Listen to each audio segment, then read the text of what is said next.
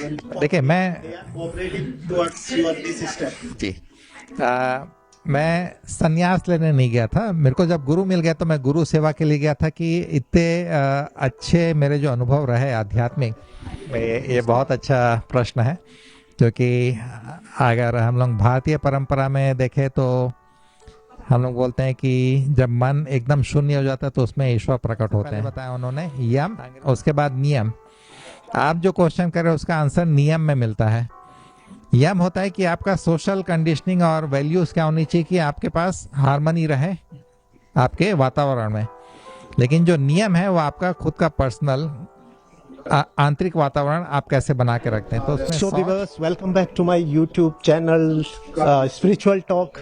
और जैसा कि आज मुझे मौका मिला यहाँ पे बीएचपी के एक प्रोग्राम को अटेंड करने का, और मौका मिला मुझे स्वामी महेशानंद महाराज जी से मुलाकात करने का। और ये मेरा सौभाग्य है कि मैंने इनकी जो है आज योगा की जो कुछ टिप्स हैं वो ली हैं और अब उनको भी फॉलो करूँगा।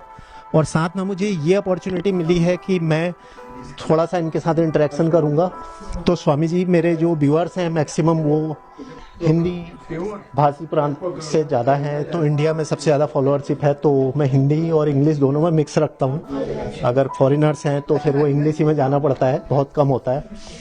तो व्यूअर्स, मैं आपको बताना चाहूँगा कि स्वामी महेशानंद सरस्वती जी जो हैं ये इंजीनियरिंग ग्रेजुएट हैं, और इसके अलावा योगा फिलॉसफी में मास्टर किया हुआ है, और 30 सालों से ज़्यादा का एक्सपीरियंस है योगा के ट्रेनिंग का। और इसके अलावा अंतर्राष्ट्रीय और राष्ट्रीय सभी जगह भ्रमण करते हैं और सेमिनार्स ऑर्गेनाइज करते हैं। और इसके अलावा जो है जो भारत का जो हमारा हिंदू सनातन धर्म है उसके प्रचार प्रसार में काफ़ी अग्रणी रहते हैं। तो काफ़ी समय से आपके वीडियोस फॉलो करता था, तो आज मौका मिला आपसे इंटरेक्शन करने का। तो सबसे पहले मैं आपका हार्दिक स्वागत करता हूं और इसके लिए धन्यवाद देता हूं कि आपने ये अपॉर्चुनिटी दी। तो मैं सबसे पहले शुरुआत करूंगा आप एक इंजीनियरिंग ग्रेजुएट हैं, और इंजीनियरिंग और वो भी आपने उस टाइम पर करी मेरे ख्याल से 1992 जो मैंने देखा। तो 1992 में इंजीनियरिंग करने वाले लोग मोस्टली जो हैं मटेरियल वर्ल्ड में ज़्यादा जाने की प्रेफर करते हैं, और अभी तक आपका कैरियर शायद कुछ और तरीके का होता। तो कैसे जो है स्पिरिचुअलिटी और ये आध्यात्म की तरफ आपका रुझान रहा? सबसे पहले तो सबको नमस्कार और बहुत बहुत धन्यवाद मुझे अवसर देने का। जो अनुभव होते हैं जिसको हम लोग बोलते हैं आध्यात्मिक अनुभव, वो तो किसका कब जागरण हो जाए कह नहीं सकते। तो मेरे कुछ आध्यात्मिक अनुभव थे जिसने मुझे गाइड किया। तो ऐसा लग रहा था कि जैसे इंजीनियरिंग तो मैं टाइम पास कर रहा हूँ, मैं गुरु के लिए वेट कर रहा था कि कौन मेरा गुरु है, कब मैं उनके पास पहुँचूँ, कब मैं ये जो इंजीनियरिंग जो है वो तो एक्सटर्नल मटेरियल डायमेंशन का, लेकिन जो आंतरिक जो है इंटरनल जो डायमेंशन है उसका कैसे मैं एक प्रॉपर तरीके से लॉजिकल तरीके से एनालिसिस करके उसमें अपना अनुभव और उसका जो अनुभव हुआ है उसको कैसे समझ सकूं। तो इंजीनियरिंग तो किया, लेकिन मेरा मन पहले से योग में आ चुका था। मेरे को गुरु की आवश्यकता थी, और जैसे ही गुरु मिले तो फिर अपने से वो सब रास्ता खुलते गया। और फिर गुरु के आदेश से मैंने योग दर्शन में, योगा फिलॉसफी में मास्टर्स भी किया। फिर जो परंपरा होती है उसमें रहता है कि गुरु की सेवा करो, 12 साल गुरु से सीखो। उसके बाद फिर अगली जो अवस्था होती है वो होती है परिव्राजक। तो अभी मैं परिव्राजक के रूप में घूम रहा हूँ, लोगों तक योग दर्शन ये सब मैं पहुँचा रहा हूँ जी। तो महाराज जी, सबसे बड़ी बात ये थी कि जब आपने ये डिसीजन लिया संन्यास लेने का और स्पिरिचुअलिटी में जाने का, तो एज ए इंडियन फैमिली में समझ सकता हूँ कि हमारे सामने जो है इतना आसान नहीं होता है माँ बाप को कन्विंस करना, उनकी अपेक्षाएं हैं परिवार की, माँ बापों की खासकर। तो ये चैलेंजेस आपने कैसे ओवरकम किए? देखिए मैं संन्यास लेने नहीं गया था। मेरे को जब गुरु मिल गया तो मैं गुरु सेवा के लिए गया था कि इतने अच्छे मेरे जो अनुभव रहे आध्यात्मिक, उसको अगर कोई मार्गदर्शन दे सके तो गुरु मिल गए। तो वो एक डायरेक्शन था मेरा। फिर संन्यास अपने से गुरु के आदेश से ही संन्यास मिला। तो नेचुरली इंडियन फैमिली में तो एक शौक जैसा होता है। तो पहले तो हमारे भी माँ बाप थोड़े से शौक थे, लेकिन जब देखे कि हम अपने मार्ग में आगे बढ़ते जा रहे हैं, हम भारत के बाहर भी बहुत जगह कार्यक्रम कर रहे थे, तब उनको लगा कि नहीं, ये जो कर रहा है ये अपनी फील्ड में अच्छा कर रहा है। तब उनको एक्सेप्टेंस भी है, अभी खुश भी है, एक प्राउड फीलिंग भी है कि हमारा बेटा जो है पूरे दुनिया में जा कर के योग का प्रचार कर रहा है, और खुश है उस मामले में जी।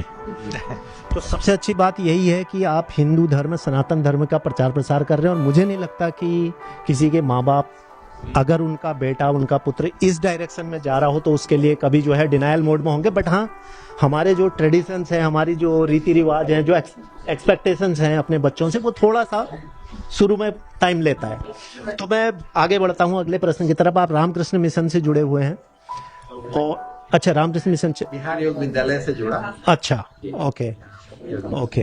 तो बीच में एक इंटरव्यू में मैंने देखा था कि रामकृष्ण मिशन में आप जाते थे और वहाँ पे जो है एजुकेशन वगैरह लेते थे। एजुकेशन तो नहीं, वहाँ ध्यान के लिए, ध्यान के लिए मंदिर में। मेरे इंजीनियरिंग कॉलेज के पास ही ये रामकृष्ण आश्रम का मंदिर था। हाँ, मिशन का। मैं जब कॉलेज में था तो हम लोग के कॉलेज के रास्ते में ही रामकृष्ण मिशन आश्रम जो है रायपुर का, वहाँ पे उनका ध्यान, जो इवनिंग आरती होती थी शाम की, तो उसमें मैं कॉलेज से निकल करके आते समय वहाँ पे थोड़ी देर रुक जाया करता था।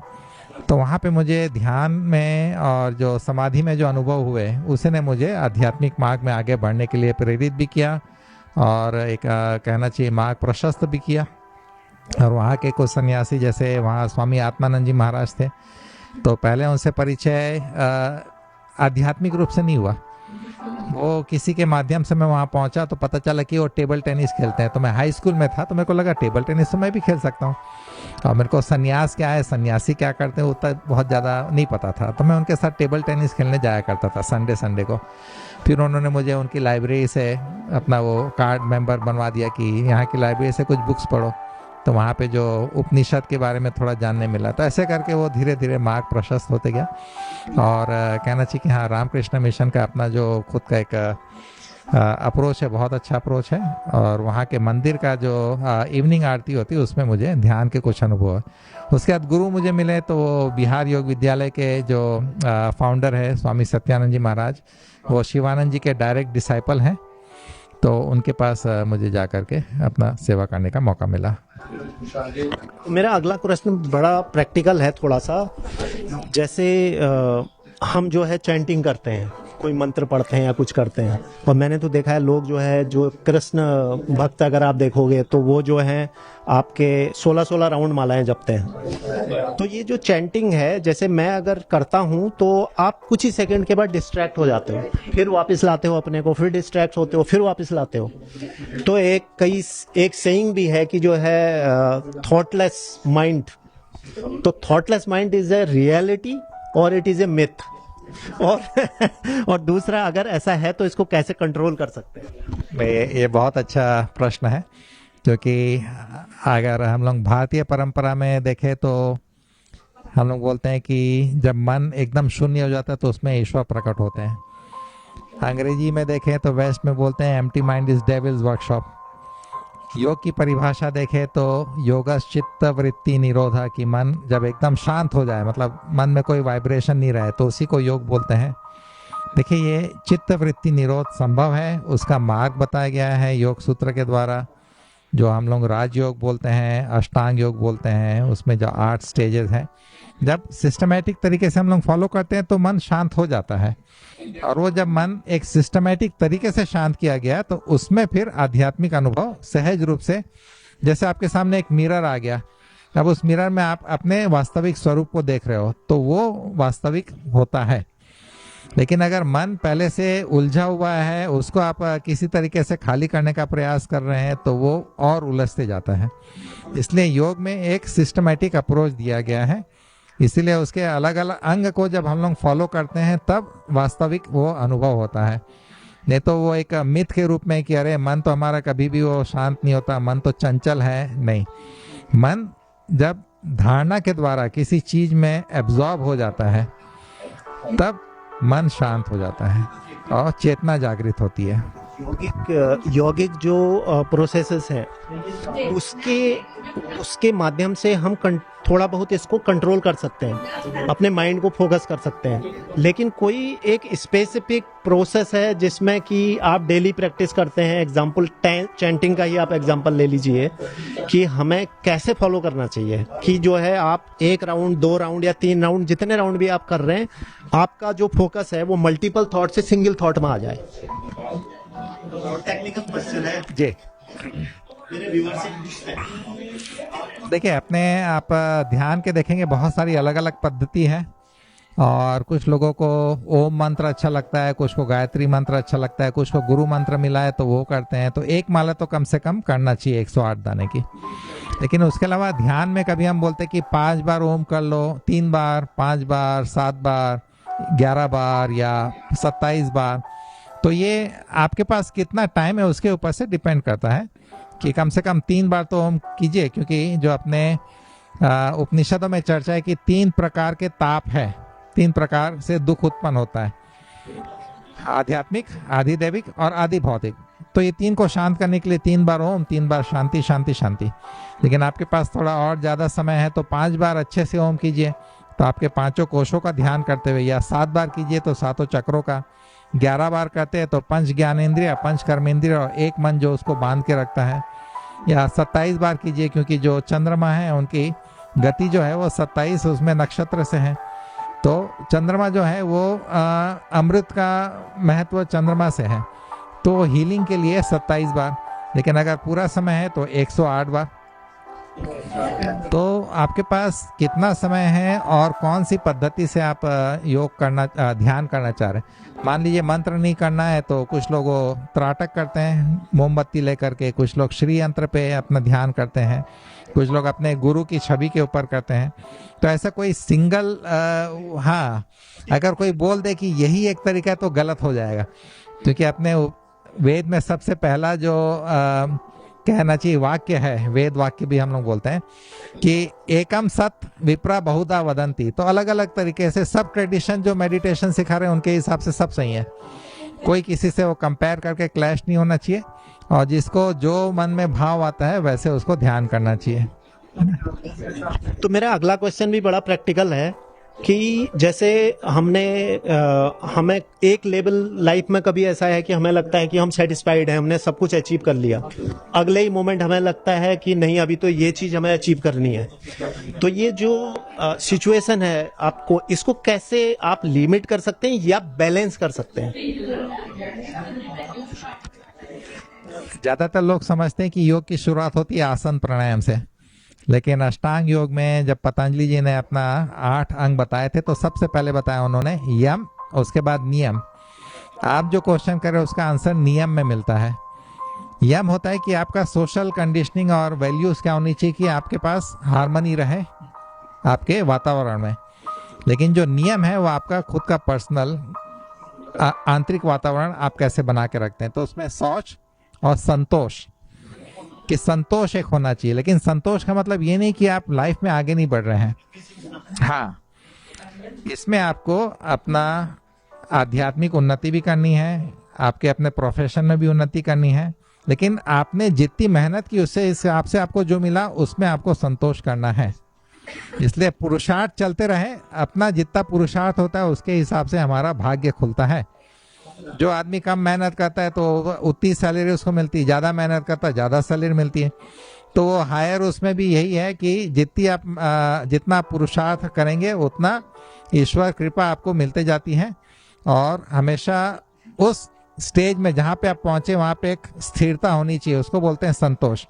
लेकिन वहां से अब नेक्स्ट स्टेज आपको कैसे आगे बढ़ना है, उसकी क्या तैयारी करनी होनी, तो ये सब। और इसमें एक और बहुत इंपॉर्टेंट पॉइंट है, वो है differentiate between your needs and desires, कि मेरी आवश्यकता क्या है और मेरे मन में इच्छा क्या है। अगर इच्छा पॉजिटिव है जो आपको आगे ले जा रही है तो वो इच्छा आपके लिए अच्छी है, क्योंकि वो फिर एडवेंचर हो जाता है। लेकिन आपने इच्छा कर ली क्योंकि वो बगल वाले को देखा, किसी और को देखा, तो उसमें फिर वो प्रॉब्लम होता है।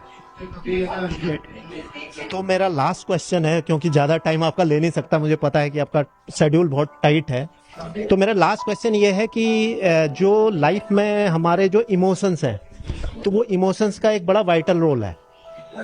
तो वो इमोशंस की पिच कभी आपकी हाई जाती है, कभी लो हो जाती है, और उस पर डिपेंड करता है कि what kind of decision you are taking, right. तो ये जो योगा से या मेडिटेशन से कैन यू कंट्रोल दिस, और अगर कंट्रोल करते हैं तो टिप्स क्या हैं? देखिए, कंट्रोल तो बहुत बड़ा वर्ड हो जाता है। हम लोग पहले मैनेज करना सिखाते हैं कि जब आपका, देखिए, आपका जो भी इमोशंस होता है उसका इमीडिएट रिफ्लेक्शन होता है आपके ब्रीदिंग में, श्वास में। तो योगी लोग ने वो देखा तो उन्होंने कहा कि अरे, श्वास तो अपने पास एक अच्छा चाबी है कि अगर हम ब्रीदिंग को मैनेज कर लें तो इमोशंस जो दिखते नहीं है, मन जो दिखता नहीं है, उसको कंट्रोल कर सकते हैं। तो इसलिए उन्होंने बहुत सारे अलग अलग प्राणायाम की चर्चा की। तो मैनेज करना प्राणायाम के द्वारा, उसके पहले प्राणायाम के पहले थोड़ा सा आसन जरूरी है ताकि वो हायर लेवल ऑफ प्राण को हम लोग एब्जॉर्ब कर सकें। इसलिए आसन, फिर प्राणायाम। प्राणायाम में भी बहुत सारे प्राणायाम हैं, 10 इंपॉर्टेंट प्राणायाम है। कपालभाति है, भस्त्रिका है, शीतली है, शीतकारी है, उज्जाई है, नाड़ी शोधन है, भ्रामरी है, सूर्य भेदी है, चंद्र भेदी है। तो ऐसे बहुत सारे प्राणायाम है।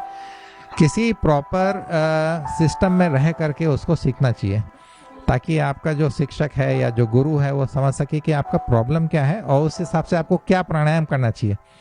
क्योंकि हो सकता है आपको प्रॉब्लम कुछ और है और आप जनरल कैटेगरी का जो प्राणायाम देख रहे हैं वो आपके लिए लागू नहीं हो रहा है।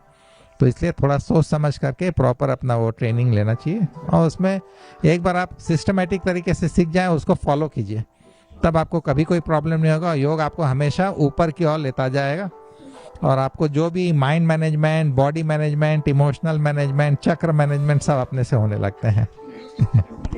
तो मेरा लास्ट व्यूअर्स के लिए एक बेनिफिशियल हो जाएगा अगर आप थोड़ा सा जो प्रोग्राम जो आप रन कर रहे हैं, जो प्रोग्राम, वो सिर्फ आप बता दें कि कैसे कैसे उसमें करना है व्यूअर्स के लिए। हालांकि मैं आपके जो कार्ड में इंफॉर्मेशन है उसको मैं डिस्क्रिप्शन में डालूंगा ताकि व्यूअर्स के लिए इजी होगा। तो जो लोग ऑनलाइन जुड़ना चाह रहे हैं या मेडिटेशन की क्लास लेना चाह रहे हैं, क्योंकि बहुत सारे लोग हैं व्यूअर्स इसकी डिमांड करते हैं, तो उनके लिए इजी होगा। तो थोड़ा सा आप अगर क्विक बता दें तो इट विल बी ग्रेट। देखिए, एक तो होता है कि काफ़ी सारे अलग अलग वेबसाइट्स है जहाँ से आपको योग का वो कोई कोर्स या इस टाइप का मिल सकता है। हम लोग का भी एक वेबसाइट है ओम सिया के नाम से, OMSIYA। तो सिया जो है सिंपल इंटीग्रल योगा आर्ट्स, और इसमें हम लोग ने काफ़ी सारे ऐसे कोर्सेज अपलोड किए हैं जिसमें योग के आसन प्राणायाम भी है, योग दर्शन भी है, हेल्थ मैनेजमेंट कोर्सेज भी है, टीचर ट्रेनिंग कोर्सेज भी है। तो ये बहुत सा उनको उसमें मिल सकता है, तो वो उनको चेक करना चाहिए। बाकी